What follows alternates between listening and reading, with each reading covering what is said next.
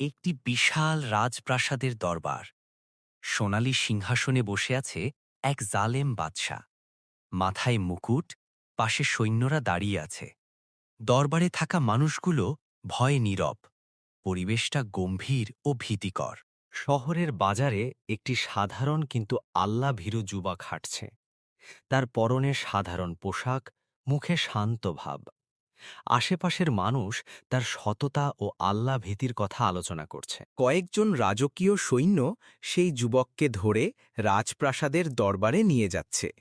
দরবারে বাদশাহ সিংহাসনে বসে অহংকারের সাথে যুবকের দিকে তাকিয়ে আছে। সবাই উত্তেজিত ও চিন্তিত। যুবকটি নির্ভয়ে বাদশার সামনে দাঁড়িয়ে সত্য কথা বলছে। দরবারের লোকজন ভয়ে অবাক হয়ে তাকিয়ে আছে। পরিবেশের টান টান উত্তেজনা।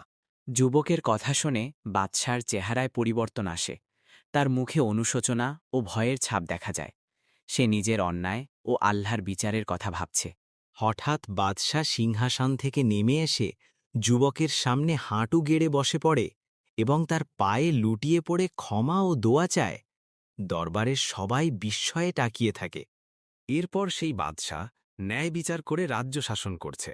সে গরিবদের সাহায্য করছে এবং মানুষের কথা মনোযোগ দিয়ে শুনছে। পরিবেশ শান্ত ও আশাব্যঞ্জক।